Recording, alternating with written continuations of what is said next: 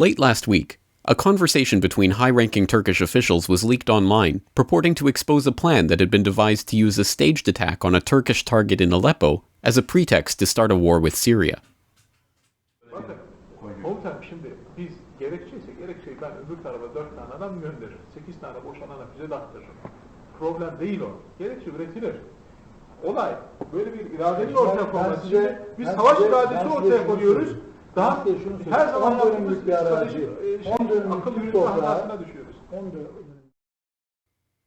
The leak of the conversation was considered sensitive enough that the government of Turkish Prime Minister Erdogan took the extraordinary measure of blocking YouTube in the country to prevent the population from learning about the story ahead of key local elections. That a false flag event was being planned as a pretext for war with Syria should come as no surprise to viewers of the alternative media, who know that this was precisely what happened last year when rebel forces used chemical weapons in Ghouta in an attack that was falsely blamed on Syrian government forces, a fact that was confirmed by a recent MIT study into the incident. A study has now challenged the US claim that Syrian government forces carried out the attack. The study is being conducted by the Massachusetts Institute of Technology, the MIT. Based on mathematical calculations, the study examined the range of the improvised rocket used in the attack, saying it was too short to have been launched from government-controlled areas. The MIT report concludes that based on the firing range and the troop locations, all possible launching points within a 2-kilometer radius were in insurgent-controlled areas. And the fact that Turkey in particular would be actively coordinating a staged provocation within the borders of Syria should come as no surprise to followers of BoilingFrogsPost.com, which broke the story in November of 2011 of Syrian military defector Riyad al-Assad training Syrian militants at the American Incirlik base in Adana, Turkey. And it should come as no surprise to anyone that the corporate media in the US have attempted to obscure the actual content of the conversations in their limited reporting on the subject. Where the head of Turkish intelligence says he will order his men to launch rockets at Turkish targets from within Syria, the BBC portrays this as undefined military operations.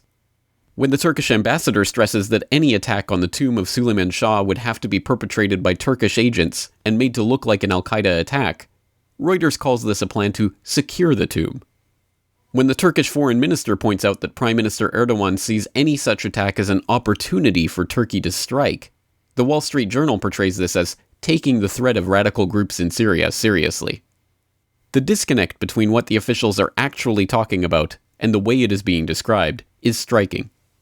Still, there remain many questions about the recording and where it came from, why it was released now, and what it means for the future of the NATO agenda in Egypt and for the Turkish government.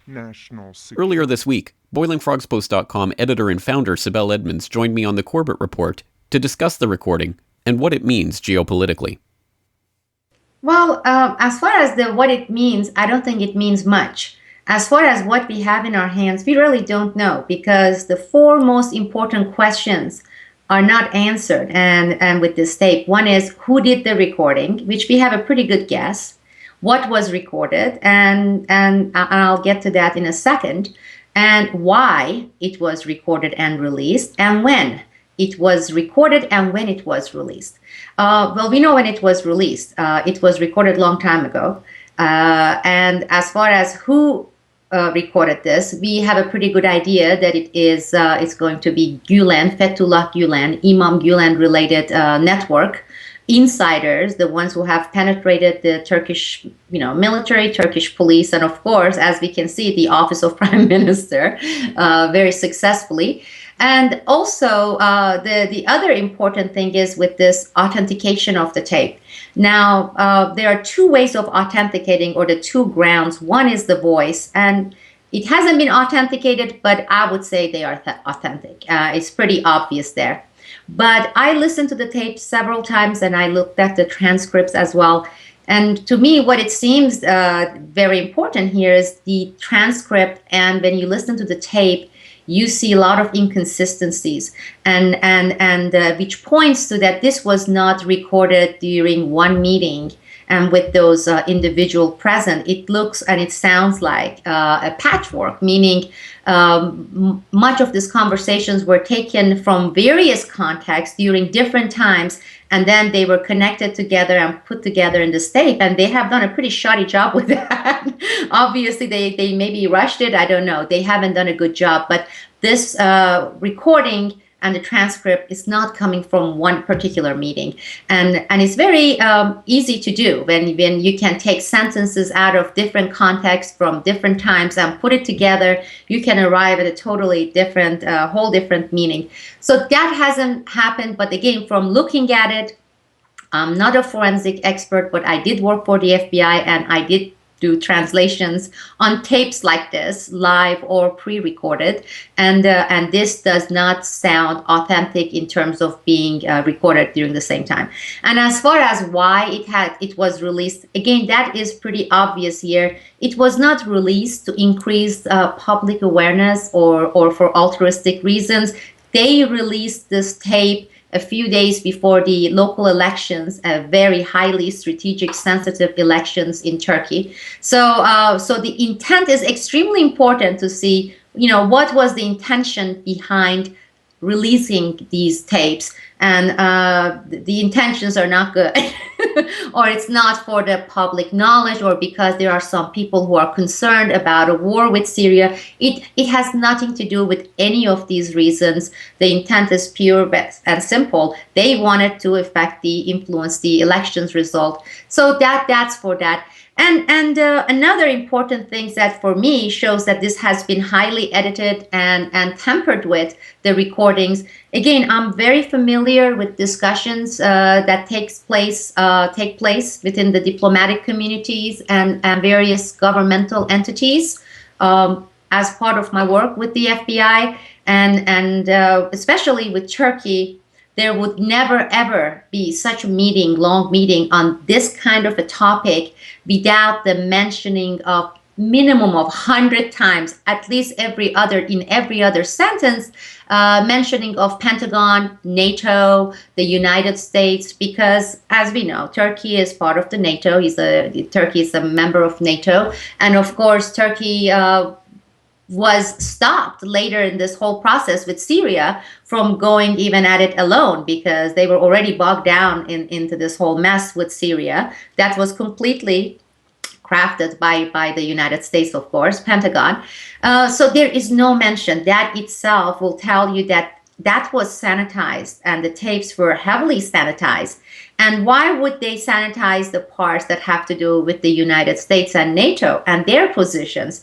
Well, of course, that's because the actors that are involved that, did the recording and released it, this is Fethullah Gulen, which is completely under CIA's management.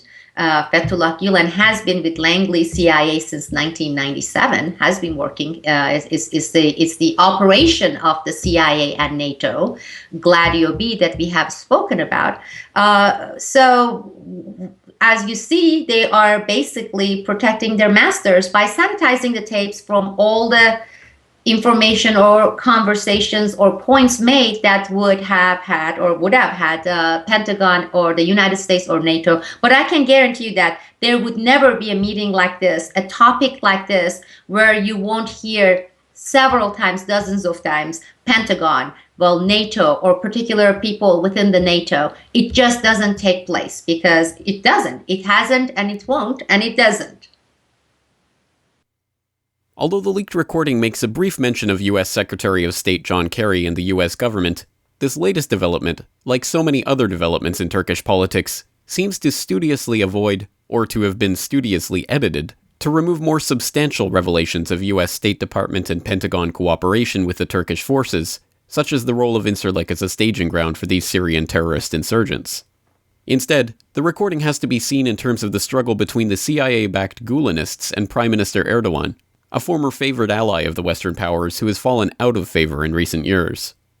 Although intended to derail Erdogan's party in the recent crucial elections, it ended up having no noticeable impact, with the AKP claiming a landslide victory in the contest.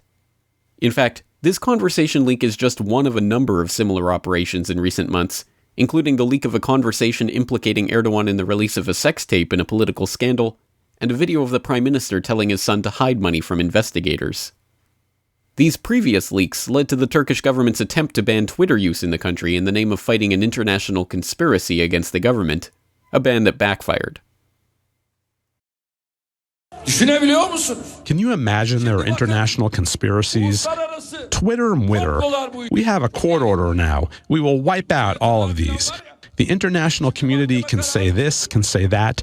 I don't care at all. Everyone will see how powerful the Republic of Turkey is. Twitter says anyone in Turkey can still tweet via SMS, text in other words. Many are reportedly using a service provided by Google to get around the block. Twitter users in Turkey may actually increased since the government crackdown. On Thursday, have a look at the numbers. On Thursday, there were 138% more tweets from Turkey than on the day before, according to the analytics firm Brandwatch. As Edmonds explains, however, just because the most recent tape was not leaked for the purpose of derailing any false flag operation, it does have that unintended consequence. Very interesting indeed, and I think one of the most interesting parts of this is that even though it wasn't released for altruistic purposes, and even though it was heavily redacted, it could still have a good effect on at least getting people to question in the event of the wake of whatever tragedy comes along. So hopefully... Absolutely. Hopefully we can use something of this. Positive externality. You know, you have negative. This is positive externality. No matter what, it has nothing to do with elections or anything. It put it within people's consciousness, both at home in Turkey, but also abroad. So that's a good thing. And saying that even if that was going to, take place, it's not going to, just for the fact that it was released, though that was not the intention of releasing these tapes, because that scenario is not going to work. That hand was played before. As to what will happen in the future, pieces continue to be moved around on the Turkish chessboard. Earlier this week, Erdogan's lawyers pressed charges on former intelligence official Ali Fuat Yilmazer, reputedly an operative for the insurgent Gulen gang. To keep up to date with these developments, and what they mean for the future of the region, please stay tuned to BoilingFrogsPost.com. This video is brought to you by the subscribers of BoilingFrogsPost.com. For more information on this and other topics, please go to BoilingFrogsPost.com. For more information and commentary from James Corbett, please go to CorbettReport.com.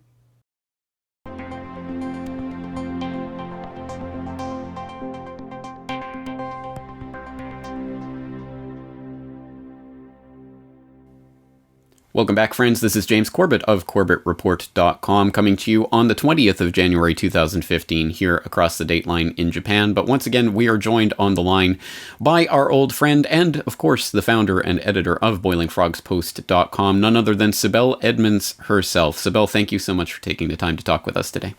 Hi, James. Great to be back. Excellent. Well, obviously, I think something that a lot of people have been writing you about is your opinions on what's going on right now with the latest developments in the so-called war on terror and all of the brouhaha that's happened recently in Paris. But and there are many different pieces of this story to get to. But before we get to that, I actually want to take a look at a story that you brought to my attention recently that I think is exceptionally important in terms of this Gladio B narrative, which you've been laying out for a number of years now.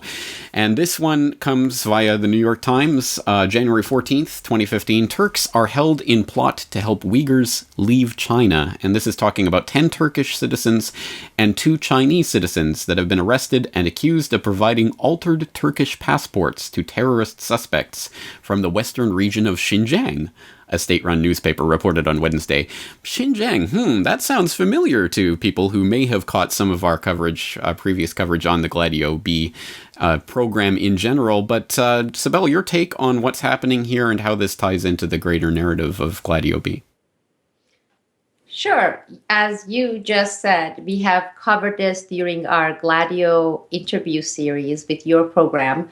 And people who have been following my interviews, if they recall, even in 2004, 2005, during my interviews, whether with Peter B. Collins or a bunch of other outlets, I always talked about the importance of Xinjiang and what Turkey and U.S. like to refer to as East Turkestan, the Xinjiang region. and the importance of it as one of the main center stage operations for Gladio B. And of course, also the connection of these operations with the people, again, that you have covered, we have covered together on Gladio series, the Susurluk actors, and the one of the top operatives for Gladio B for NATO, who was stationed in Chicago while he was one of the most wanted Europol, Interpol fugitive for terrorism and narcotics. Well, he took between 1993 and 1997, he took at least 4 trips from Chicago with diplomatic passports from the Turkish consulate there as Gladio operatives to Beijing, and from there into the region of Xinjiang in this plot, in this operation to organize the dissent, the ethnic minority there, Uyghurs, against the mainland China and the Chinese government, etc. So I used to talk about this a lot, and people would say, why? I mean, she's talking about Xinjiang, Turkestan. Let's talk about Saudi Arabia, man. Why can't we talk about Pakistan? They are relevant. Who cares what's happening in the place called Xinjiang? We don't even know how it's spelled.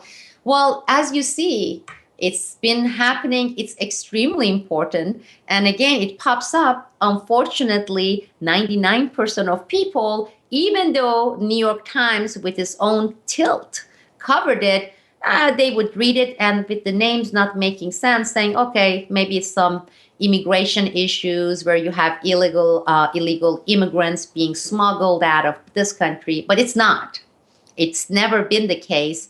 A lot of these people are taken out by the operatives, Gladio operatives, in this case, most of the times by the Turks, because Uyghurs are Turkic minorities, their heritage, their race, their language, etc. And they are taken out, they are trained, and they are armed, and then they are sent back. And there are various areas, porous borders. And even if you look at Afghanistan, especially now that we have Afghanistan as a kind of a base, you can see how easy it is to smuggle these people out. I mean, to get them out, train them, militaristically train them, and arm them, tell them what to do in terms of the next stage of operations, then send them back from the other side, going through Central Asian Caucasus to Afghanistan, and then back to Xinjiang, where, lo and behold, some terror events takes place, and people have no idea. How did they get the guns?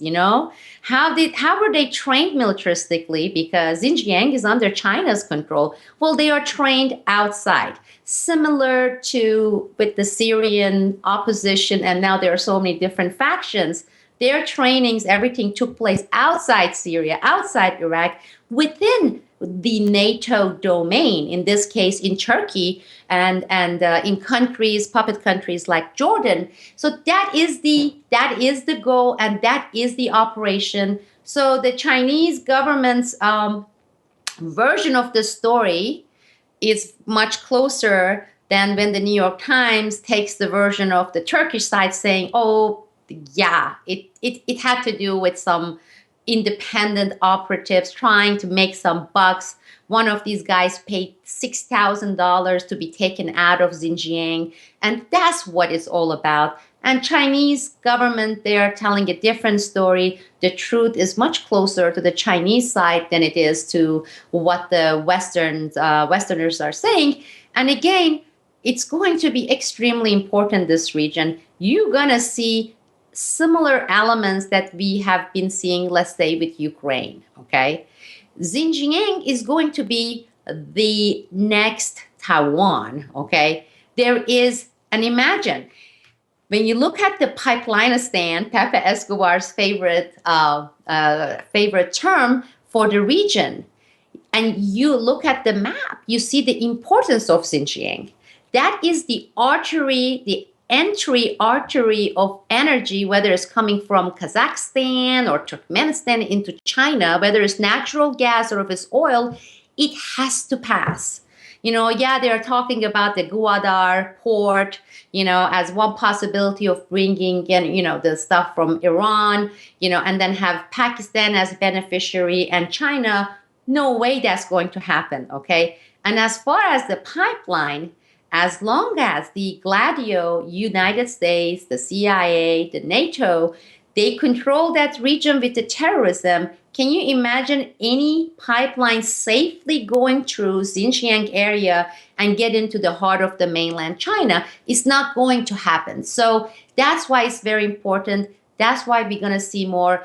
And then it's going to come to the point where we're going to have someone similar to Richard Gere start giving speeches during Oscar acceptance and talk about how these, like they do it with the monks there in Tibet. It would be how these people are being, abused and oppressed, and they need to have their own land, and it needs to be carved out. And as we talked about before, the United States have already brought one of these figures from Xinjiang area into the United States. He lives in McLean, into the State Department, and they had a meeting where they declared him the president of East Turkestan in absentia. So as far as the Gladio U.S. is concerned, they even have a president for Xinjiang. How could you have a president for a country, nation that doesn't exist? There's no sovereignty, it's part of mainland China, meaning that is the objective. We want another Taiwan. We want to gradually, by playing, how here internally we play the gender card and the race card, well, for that part of the world to play the minority without land, we're going to help them. They're being oppressed. The Chinese are gunning them down and torturing them. So let's take out this. We put military base there. And we also have the sympathy of the world. Now, I'm not saying Chinese are not abusing their powers with the Uyghurs. I mean, there's a lot of things for Uyghurs that they have the right. I'm not at all challenging that notion. But as the Western nations, United States, Gladio, we've never cared about people's suffering. That's not within our interest area unless it can be utilized, capitalized upon to get our objective, meaning have that area declared anonymous. We already have a president in place, and make sure that China, energy-wise, is not going to have an easy time to sustain a 6-7 billion population and ginormous economy. You raise a number of important points there, including, of course, you raise the specter of Richard Gere. This might not be the new Taiwan, it might be the new Tibet, the kind of trendy Hollywood cause célèbre that everyone has to get behind when George Clooney or whoever, CFR member, comes out and speaks out about it.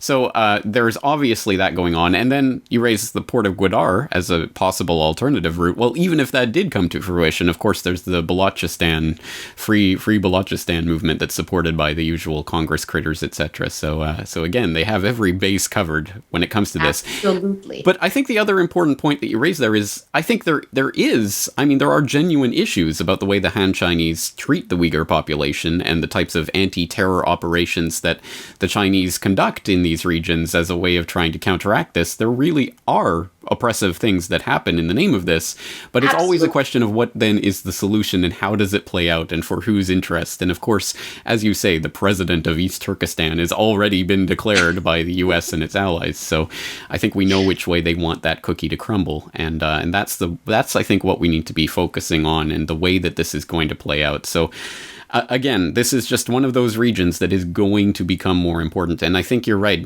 In the same way that Ukraine became a flashpoint and a focal point for the new Cold War with Russia, I think something like Xinjiang could become a flashpoint for what's going to happen with China. Definitely going to come. It's definitely going to come. The question is not whether it's going to come. The question is when. And you see that gradually they are paving the way. So it's going to happen, whether it's 5 years down the road or 2 years down the road.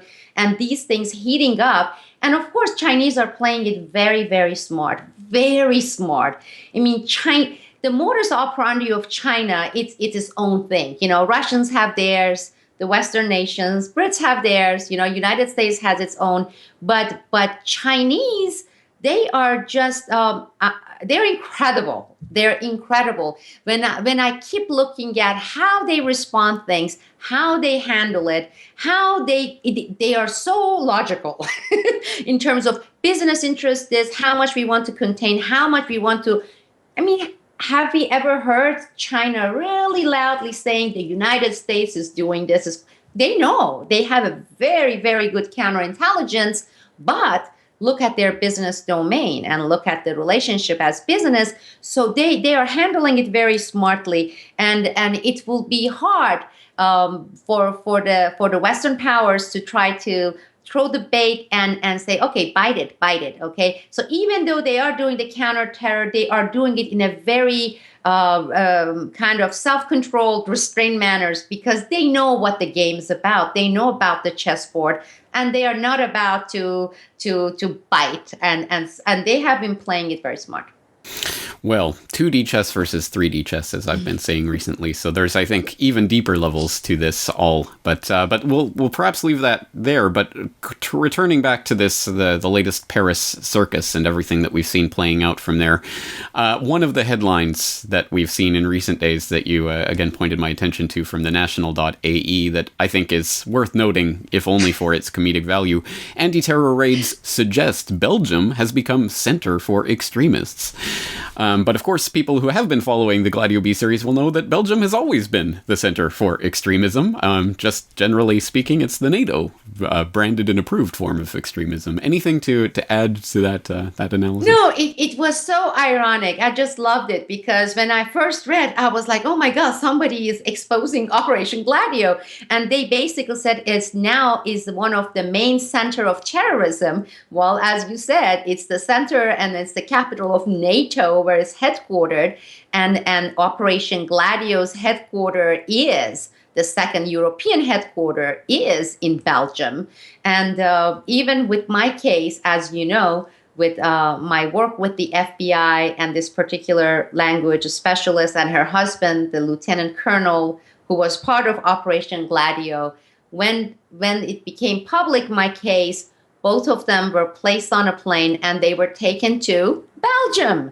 And that's where they were stationed for 2 years, because they didn't want to be deposed or take the chance of being deposed. But that's where they were sent. They were sent to Belgium. And it is the heart, the center, the beginning of the artery of terrorism in Europe. And for the headline to say that, it was like, finally, Operation Gladio is going mainstream. Of course, when you read the article, you see something totally different. But again, I thought it was, and I think again, people who have been following our conversation, our work, I know they got a kick out of that too. Well, exactly. Just always substitute NATO for Brussels or Belgium in any headline like that, and I think you might start to get the idea.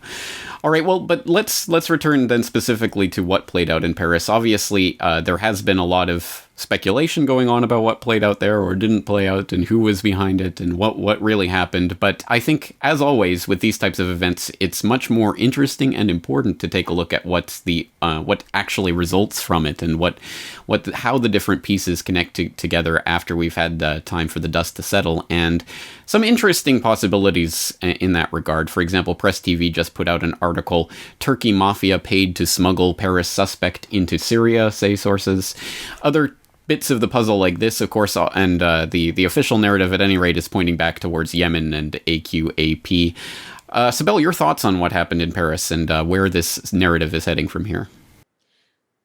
As you just yourself mentioned, the similarities to, let's say, what happened with the Boston bombing hoax that they put in there, the scripted event, it's incredible how, even the manner of reporting and conflicting report that went on for the first 4 or 5 days.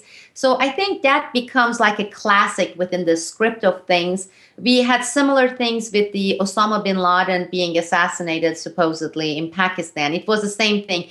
Put so many pieces of information, a lot of them conflicting, a lot of them contradictory, and maybe possibly baiting some of the more active ones into taking the first few pieces and coming up with their own possible interpretation and narratives, and later have that actually totally false, show that it's false. So then you discredit those people. I did the same thing with the Boston bombing hoax, the scripted Gladio event that took place, the test, and the results of that will come even in the future. We are still not done with this Chechen element, okay? That Dagestan Chechen region is gonna come back, and it's gonna come back ferociously, because with Ukraine kind of going that way, sideways, you are going to start looking at Georgia again, and there are things that are coming from Georgia. Pay attention, lots of attention to Georgia, and Georgia is going to have the Chechnya and Dagestan elements in it, and that is going to somehow miraculously link back to the people in Boston bombing hoax, and all those things. So that story is not dead yet. But similar thing here with Boston bombing, I kind of kept my mouth shut for 2 weeks, because kind of look and just like, let's take in everything. Let's take in all the contradiction. Let some more facts come out. We had Graham Fuller's connection to the Boston bombers' uncle come out. I mean, he is his son-in-law, and they live together. You're looking at the top CIA Gladio operative. So all those came together and clarified the picture, and it came to a point where it was very, I don't want to use the word safe, but sound to come out and say, this definitely is scripted. Here are the connections that cannot be coincidence. Now, here are the possible implementation of this event to do certain things with more confidence. So the same thing, I know you have been having that, people emailing, tweeting, and saying, why don't you guys cover? Well, millions of people are covering it currently. And there are millions of interpretations out there. And a lot of it seems absolutely smelly. It smells really foul. It seems to have all the elements, but I am not ready to come out with some conclusive saying, here, let's look at these connections, without doing my research, look at it further, and also depend upon other researchers. I was not the one who found the link between Graham Fuller, the CIA Gladio operative Graham Fuller, with the uncle. It was some obscure site that found the documentations, and his residence address, he matched it to Graham Fuller's, and the fact that they lived together, to a point where Graham Fuller had to come out and admit it. He's like, he's a great guy, sure. We used to have this relationship. He lived in my house. So what? Those things started coming. Similar thing, to just take it in, get all the stuff, establish more connections. And the only thing I have put out is, from the beginning, what got my interest the most was Yemen element. And I would put my eyes there because we are bogged down now. Intentionally, we want to be bogged down with Syria and Iraq. And before that, we had a lot of, the drone strikes and everything in Yemen. And for a while, we left it alone. And you have to consider this. Just like the United States military-industrial complex, France has a pretty decent-sized military-industrial complex. So what happens is you have the boss nation, the United States, with this mammoth of military-industrial complex. And it's filling its thing, by taking on all this stuff. United States need to leave some crumbs for its allies, And in this case is France. And with Libya, we saw some of those overlapping interests between the French and, of course, NATO French, but the United States.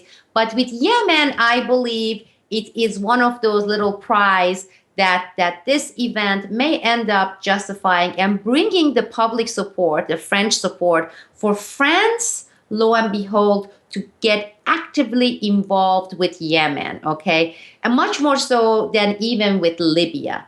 And if we start seeing that, I would say in the next couple of weeks, 2-3 weeks, and those debates, conversation going, and together with it, the public support, which I believe is a slam dunk case. I'm not going to put down the French, but based on what I'm seeing, based on what I'm watching, it's been very effective.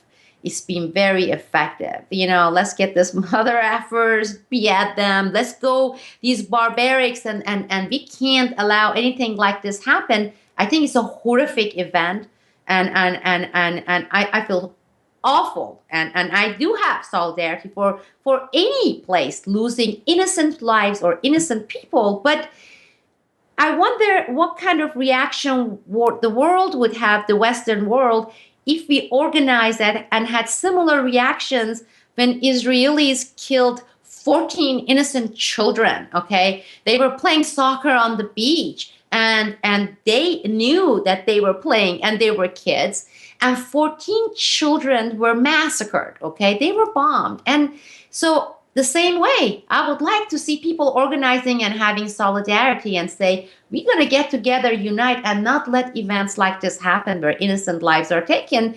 So, but we don't see that, unfortunately. I mean, we see it in that part of the world, then we see this thing in this part of the world. And as a result, we have this strategy of tension between the East and the West, and based on religion. This is what Muslims do. Of course, we have had all the prep with the ISIS and all the operations. So very successful, unfortunately. And as I said, once Yemen starts getting more attached to it in more obvious, actionable items for France, then I'm going to put that check mark on my list. And then it would be interesting for us to have the discussion, to write a piece of analysis, but to sit down and just throw out too many speculations, I think we have time. It's not going to go away. As you said, the results are going to start coming in. You just gather them, and then it's going to compare them to everything else and see, in so many ways, it's just so predictable. But hey, what is the American English saying? If it ain't broken, don't fix it. Hey, if it works every time, I don't know whether because people are so dumb or because they are geniuses, I don't know which one. Hey, why change it? It works. Well, maybe it's because people are so predictable. And in that sense, I mean, it's not only the strategy of tension that works because of this pre-programming, it's the clash of civilizations and everything we've been programmed for all this time that gets a lot of the general public to go along with these types of war agendas. Because, as you say, there are certain pieces of the puzzle they're shown. Be outraged about this 12 people killed in Paris. Do not be outraged about, the hundreds of people killed in drone bombings or whatever it is, whatever we're not supposed to even think about, let alone be outraged about. So it is just selective focus. But on the flip side of that, I mean, there's also the people who are resisting this agenda, the people who are awake, who call the other people sheep, and that sort of narrative that goes on, who are also as predictable. As you say, I mean, this raises questions about the alternative media and its modus operandi, which is to instantly jump on and scrutinize every detail, every morsel of this story as it's unfolding from the mainstream press that we tend not to believe in a lot of respects anyway, but we're analyzing every bit of data they throw out at us. I mean, that can also be used for people, assuming these types of operations are planned and scripted. Obviously, that can be used against the alternative media as well. Let's throw out this scrap of information. Let's give them this little morsel, and let's get them going down this rabbit trail rather than another.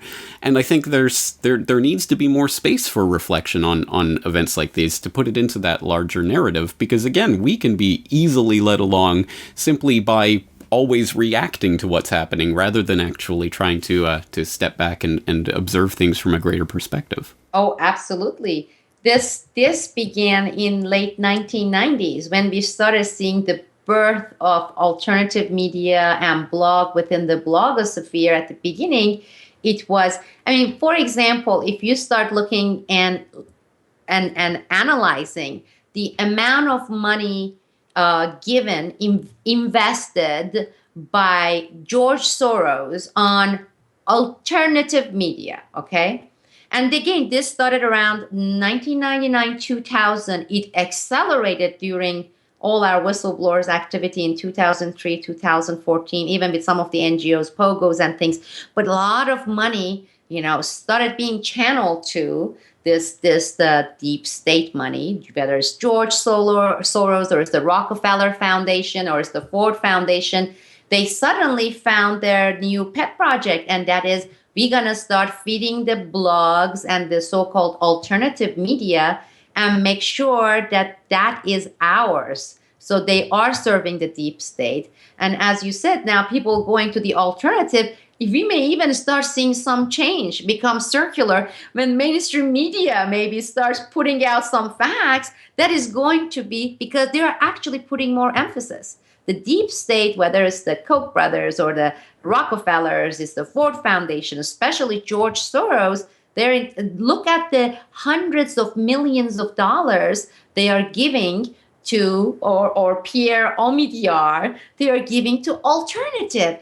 I mean, if you compare that to even during the early 1907, 1908 in New York, and you had the rich feeding and taking over the newspapers, and the influence there. And in terms of the amount and level, if you were to compare it to what started happening in late 1990s with these people investing so much in alternative, actually you're going to see more investment by the deep state on alternative media that they did with the mainstream media, whether it's the New York Times or if it's the Washington Post. So I think it's far more dangerous.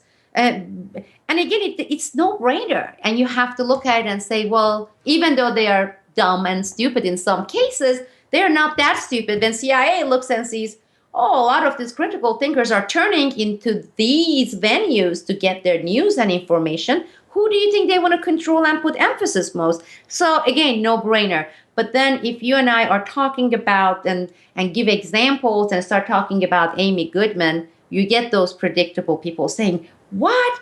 But she's anti-establishment.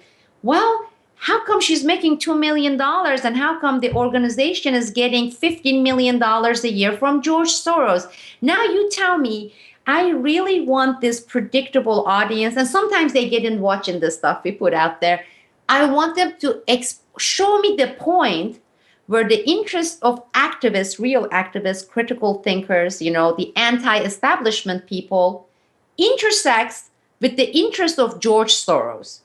There is no point that they would intersect, right? Then after, if you can't show me that point, then provide me with an explanation how a scumbag like Soros, okay, the deep state Soros, is giving $20 million to Amy Goodman related and $40 million to blah, blah magazine, whether it's Nation, and explain it to me. Either you have to say, well, George Soros has other interests that are so noble, humanist, the man cares. I mean, maybe that's why he looks the way he bleeds internally with all the stuff for the freedom. And then he has the other side that is a dirty scumbag businessman. So it's that side that is giving the money. So you either show me the intersection, which you're not going to be able to, or next time just go away, watch something else. When you say, well, why Corbett and Sibel, they're just being tough on Amy Goodman. It's like too predictable. Yawn. Yes. And this is not just obviously at Amy Goodman, but it is at a lot of different so-called alternative. So many. Salon.com. I mean, I can just throw all the stuff in there. Yeah. And then from the philosophical perspective, again, it's not just at the people who are being directly funded by these people, because obviously that's a big red flag, but the people who are falling for the sort of alternative line on some of these things, that can be, again, it can be a sort of bait that's put out there. Hey guys, look at this. Don't think about this. Don't think about Xinjiang. Don't think about what's happening in Georgia. Who cares about that? That's boring.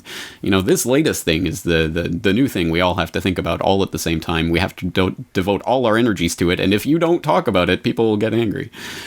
Go vote. Yeah. Okay? Yeah, we know that Clinton is as a scumbag but there's a degree because she is by 0.071% less evil than the other guy, whoever is that the other guy. So you go out and vote for her, even though they are both evil. You can challenge puppets, but don't challenge the system. Thou shalt not challenge the system. And that is the central message they all have. Whether they come from the right, Rush Limbaugh, or they're coming from the left, Goodman, or whoever else is out there, they have one central theme in common. One says, do support the right no matter how filthy and corrupt and awful it is, because the left is going to be worse. Does support the system, it's the same system, or the left saying, come and do this, because otherwise the other, the one that is 0.0076% worse may get in there. and support the system, as long as you don't deviate from the system. You may pick little small fights with little pawns here and there, but don't abandon the system. Thou shalt vote. Don't forget that part. It's the pyramid. The left side supports the right side, and it keeps the top at the top and the bottom at the bottom. So again, yes, without fundamental critique of the system itself, we'll never get anywhere. And I know this is a topic you've been thinking about a lot in particular recently, because obviously not only what you're doing at Boiling Frogs Post, but now what you're attempting to do with a new podcast that will be gracing us shortly, I hope. Can you tell us a little bit about that? Yeah, right now I'm looking to my right, I'm looking to my left, and this was supposed to be launched last July and August, and then I had operations in my upper jaw. I mean, it was horrible. I had 47 stitches, and I'm not going to even get into that. And then, of course, as you know, we have had some problem with the sound, echoes from my side. I started recruiting helps of experts, volunteering. How can I make things better? One came and said, oh, this is not enough. What you have, you need to have a mixer and blah, blah. And there comes with the dollar amount. So I had to save money and get the mixer. Well, the other problem didn't get fixed. Well, you have the mixer, you have the microphone, you need this thing, and I'm technologically challenged. I am so dumb when it comes to technology. You need to have this thing called compressor. What's that for? Well, it does blah, blah. I still can't explain to you, but you need it. You must have it. How much is a compressor? Fine, I can find a used one. We put that one there. Then we had some other static problems. What in the world is this? Oh, the cable that the unit came with, it's a smaller cable. You need to have a much larger cable for the quality of the sound, the streaming, blah, blah, blah. Anyhow, to make the long story short, we've been putting the equipments together. We got the software.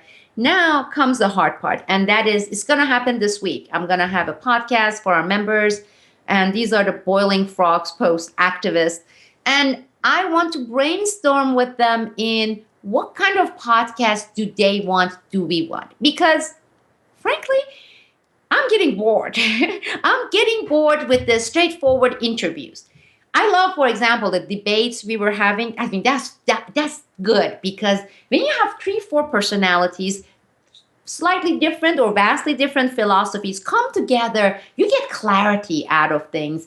I enjoy it. I really like that. So that's the format I like. But as far as a straightforward interview, I'm tired. I have done the same topics, and I have listened to the same topics so often that it's almost never nothing comes and sparks something in me. I'm tired. I'm bored. And so many people are doing podcasts, straightforward interviews. So if it bores me, I'm going to bore people, because if I'm not excited about it, I'm sure going to fail in giving something that is thought-provoking and gets the juice going and the critical thinking. Then I was thinking of something doing solo. This ends up getting into this element. I call that the guru complex element.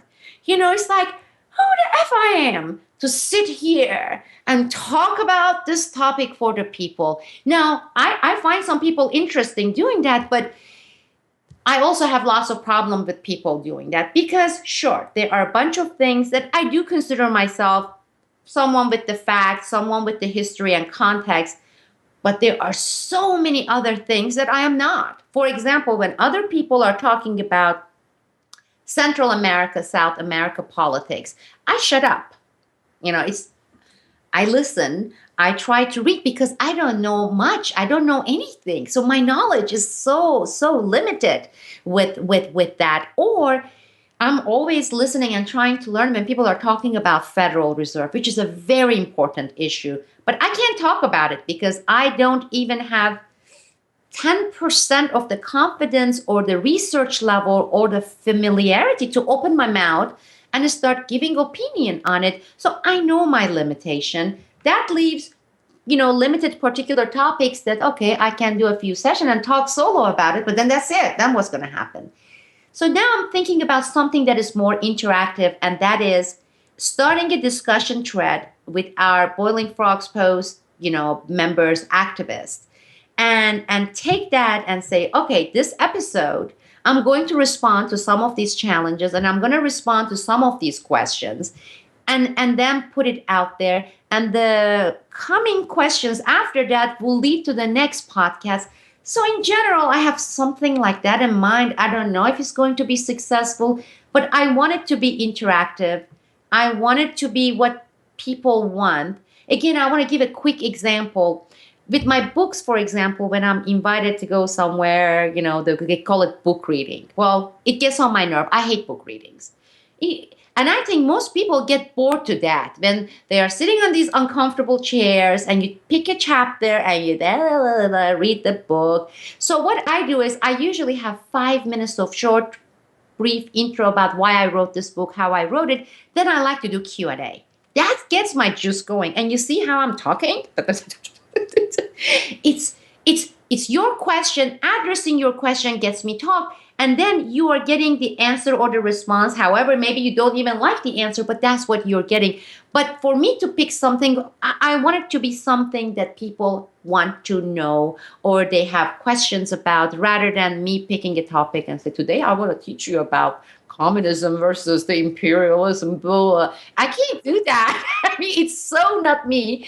And I call it the guru complex. That's where we are. So it's going to be experimental to start with. And then I'm going to get the feedback. And the other important thing, and I know this is going to offend some people, but by now, I think most people should know I have no problem with offending people. Some people do. I have even had questions about, yeah, but was it purposefully you tried to make none of the characters really lovable, likable? I'm not into likability.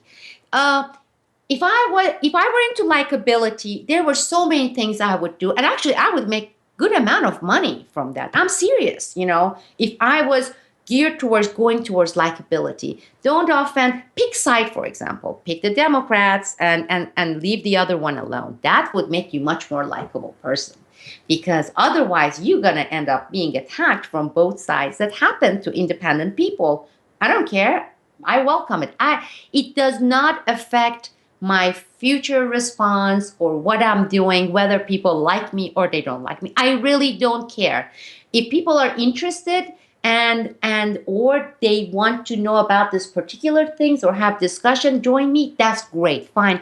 If they don't like me, I don't care. I care if my daughter likes me or not. I care a lot as a mother. But other people's really opinion of me, whether I'm great speaker or I'm horrible speaker or I'm beautiful or I'm butt ugly, I don't care. I really don't care. I have been living this life, I would say, all my life. I live based on my belief system, and whether people like it or not, it doesn't have any consequences for me. Maybe some people are in positions because of wanting to get certain jobs or maintaining, they have to do those things. Conformity, I never do those things. So the great things I have, the chemistry with Boiling Frogs Post activist members there, our home of irate minority, these are the people who really know me and they are like-minded with that. We have different philosophies and everything, but they're not into likability factor or the likability aspect. And I don't do it for that. I don't do it to be prettier or to be likable. Don't like me, please. And I start actually getting suspicious of people who are greatly liked. It's like, my God, how much they have to compromise to be liked by the majority. I mean, or the politicians when they go and give the speech and then they do a test speech and then right away they have a survey. Did it increase their likability, electability or not? I am not running for elections, right? And I am not running for actress job or things like that. So I don't have any motivation, reason to be or want to be likable. And I feel comfortable doing that with Boiling Frogs Post and my people. And I don't know if it makes sense to you what I'm trying to say. Meaning, when I'm talking, I don't have to worry about being politically correct. I don't like that, okay? And if people have problem with that, it's like, hasta la vista, baby. Get the hell out of here. Don't listen to me. There are a billion other venues. Go there.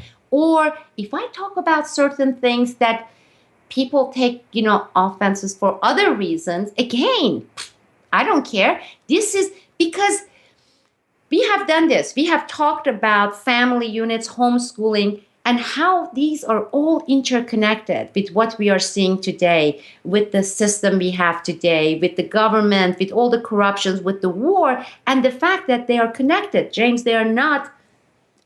When you talk about it, there are morons who come and say, why aren't you talking about politics? Why are you talking about personal stuff and how people are drugging their kids with ADHD medicine and sending them to school? Well, look what happens. And to give you an example, again, for some people, it's going to sound like an outside experience. It's not. I believe this is really interesting. So that's why I'm sharing here with people who may find it interesting. I didn't have this in Washington, D.C., where I lived there, but somebody knocked on our door and I opened, and there were two really, really older gentlemen. They were like in their early 80s, and it was a cold day. It's like it was high 12 degrees Fahrenheit that day. And they are dressed so sharp, like 1950s movies, and so clean cut. And one of them, his lips were blue, like shivering, and he's so old, like he's going to. So I usually I'm not interested, thank you very much, and I usually close it. I was intrigued in this cold. They are standing there. I said, yes. And they said they are with some Jehovah's Witnesses or something like that. Again, at this point, I usually close the door. I say, no, thank you very much. I'm not interested. No, I'm not meaning any insult to anyone. I'm not interested. They're holding this book. I said, well, what is this about? And he said, well, we would like to hand this and have a discussion with you. I said, because I'm still in my PJ. I said, I don't have the time to talk, but can I take a look at it? And he handed me this booklet, but the title of this particular Jehovah's Witness thing that they are giving out had to do with why our government is so corrupt and filthy or something. That got my interest. I said, that's very interesting, because it's usually about save your soul or things like that. But you are putting the fact that why our government? And he said, well, of course, because that's a reflection of who we are too, with what we are seeing around. Okay. Again, some of our viewers say they don't reflect me. I'm not talking about them. So it's just like, please be quiet. I'm not talking about you. I'm talking about the majority who, they go vote, they listen to Amy Goodman, so they definitely vote for Obama or Ray McGovern or blah, blah. I got that. And I started thinking about that. And I told my husband, I said, the philosophy of it. And I know we can spend so much time on philosophy and psychological aspects or anthropological aspects of these things, years talking about it. But if it is true, the majority is this, okay, with, drugging their kids, doing this, doing that, paying attention, all the things that we covered during our debate, then what we have today in place should not be any surprise. It should be expected. I don't think it's like some sort of an aberration that we have such a horrifying, government that is supposed to be representative, but maybe it is a representative of this. And my husband says something like, well, usually elitist, people who are elite think that way. They say, I said, but put everything aside, isn't that true? Because they don't have any problem. For example, I know that if the government were try or attempt to say, we're not going to have the NFL shows this particular year for whatever reason, we have a chance for revolution. And I don't say this for a joke reason. Okay, you take that American football, NFL away, and you have revolution. There will be people up in arms out there doing, how could you take away that? On the other hand, when we sit down, you and I and Peter, and we yak and we talk about the fact that how the freedom of speech is being curtailed, we are assuming that majority of the people care about freedom of speech. I think systematically over the past 3, 4, 5 decades, the majority of people here have been rendered speechless. So if you don't have a goddamn speech, why should you worry about your free speech right to be taken away? Would you worry about it? Really. And therefore, no matter how much we try, I know the biggest motto that we have is we want to inform. Why are you doing this, James? Why are you having your show? I would say first and foremost, it's actually just a reflection of my own research. And I put it out there because if other people benefit from that, that's awesome. And I hope that they do. But ultimately, it's actually, I think, selfish. It's basically, I'm doing this for my own research purposes. That's exactly right. So you have the right reason. But you ask a lot of people, one of the slogans for the podcast and even the real alternative, not the pseudo alternative, is why are you doing this? Because I want to inform people. And you have to assume that there are people who really want to be informed. And I have been doing this now since 2007, 2008. It's been 6, 7, 8 years. And I can tell you with 100% certainty that 99.9% of the people who join us and everything, they are as basically informed, or if not more informed than we are. And I have not come across people say, I didn't really know much about this and this, and I learned. Very few. If I were to do percentage, it would be very few. So exactly, to do it for the right reason. You said you're doing for selfish reason. You put it also motivates you to research and learn more. And it does that for me. And that's exactly what I want to do with Boiling Frogs Post. I want to do this with podcasts and then do some of those jointly with the people who are interested in this, rather than trying to put some general and then say, I'm doing to inform the public. That is not the motivation. And a lot of people say that is what we need to be doing. Go out there and inform people. I don't think I subscribe to that notion. Yes, I think, that leads down a dangerous path, because then you start to pander to the interests of an audience rather than having it come from a spontaneous place of where you are in your research and interests. And I think that can lead down a road. I think it's obviously has to be a mixture of the two, because communication is important to what we're doing. I mean, there is a communicative aspect to this. So it's secondarily important, I would say, that this informs the masses, but primarily it is my own research interests. And I'm excited, I'm interested to see the form that your podcast ends up taking, because don't have high expectations. The first few is going to be experiment, and I want to see what is coming from you. Right, but I think that's the point. I think the expectation should be that this is an experiment, that this is a work in progress that we can learn from, even if it doesn't succeed in the traditional sense of that word, because I myself also frequently think about my podcast and what it's doing and what I'm doing with it. And I think I've reimagined it several times over the years. And I think in my latest iteration, I'm much more confident in the fact that I'm not interested in following the daily, weekly news cycle. There are now enough alternative podcasters and other people out there doing that I don't think that's where I add the value to this conversation. I think I bring value in another way, and I'm going to try to look more at solutions this year. So I'm much more interested in the ways that we can change or jigger or rethink what we're doing here. So I'm very interested to see how that plays out. And who knows? I mean, maybe some of that will rub off on the corporate report and what I'm doing. But before we end today, this has already been a lengthy and far-reaching conversation, a very interesting one. But before we end today, before we started rolling today, you commended to my attention a poem by W.H. Auden called The Unknown Citizen, which I must admit I have never read. Or if I have read it, I don't recall it. So this is one of my most favorite poems, and it affected me a lot. And I would like for you, maybe after you're done with me, if you want to add it to the end of while you're editing, if you want to add it there. It may not affect other people the same way, but it really affected me. And it was written, I believe, in 1940s, late 1930s, Unknown Citizen.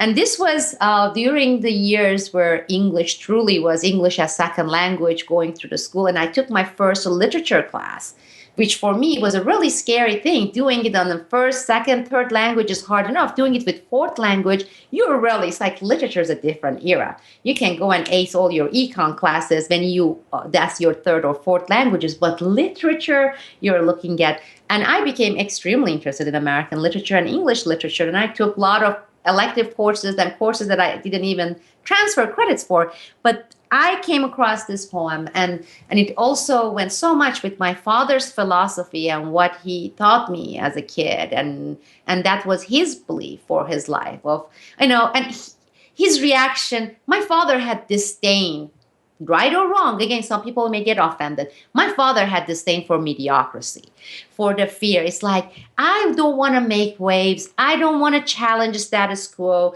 I don't want my kids to challenge the status quo. he hated that. He was the opposite of that. And he wanted to raise me so I would be. And I hope he accomplished that, at least to a certain degree. But this poem goes to the heart of it. And when I just told you about, I feel comfortable at Boiling Frogs Post doing it with our people, there, the podcast, and have this stuff going, because they are not one of these. I know that because I have had so many communication with so many of our people there at Boiling Frogs Post that I know they are not this. And therefore, the fact that we really can expand a lot of things and move forward with things. So I would appreciate if you read it, because you have a much better voice than I do. And and I know that you have masters in literature, I think was James Joyce. Yeah, James Joyce. And so it would be great to hear it from you reading it. And I know you would appreciate this poem as well. Yes, well, I certainly do appreciate literature. So if other people have interesting requests or ideas out there in regards to great poetry or novels, I'm always open for that. So we'll leave it there. Sibel Edmonds, of course, boilingfrogspost.com, forthcoming podcast. If you want to be a part of that podcast conversation, Sibel is starting up. Of course, you can become a Boiling Frogs Post member, support the work, support the true alternative media. We do appreciate and rely on that type of support. And I think we'll leave it there for this conversation. Sibel Edmonds, thank you so much for the time today. Thank you, James. And thank you, everyone. The Unknown Citizen by W.H. Auden. 2JS/07 M378. This marble monument is erected by the state. He was found by the Bureau of Statistics to be one against whom there was no official complaint, and all the reports on his conduct agree that in the modern sense of an old-fashioned word, he was a saint. For in everything he did, he served the greater community. Except for the war, till the day he retired, he worked in a factory and never got fired, but satisfied his employers, Fudge Motors, Inc. Yet he wasn't a scab or odd in his views, for his union reports that he paid his dues. Our report on his union shows it was sound, and our social psychology workers found that he was popular with his mates and liked to drink. The press are convinced that he bought a paper every day, and that his reactions to advertisements were normal in every way. Policies taken out in his name prove that he was fully insured, and his health card shows he was once in hospital, but left it cured. Both Producers Research and High Grade Living declare he was fully sensible to the advantages of the installment plan and had everything necessary to the modern man: a phonograph, a radio, a car, and a Frigidaire. Our researchers into public opinion are content that he held the proper opinions for the time of year. When there was peace, he was for peace. When there was war, he went. He was married and added 5 children to the population, which our eugenist says was the right number for a parent of his generation. And our teachers report that he never interfered with their education.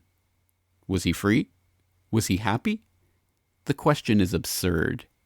Had anything been wrong, we should certainly have heard. This video is brought to you by the subscribers of BoilingFrogsPost.com. For more information on this and other topics, please go to BoilingFrogsPost.com. For more information and commentary from James Corbett, please go to CorbettReport.com.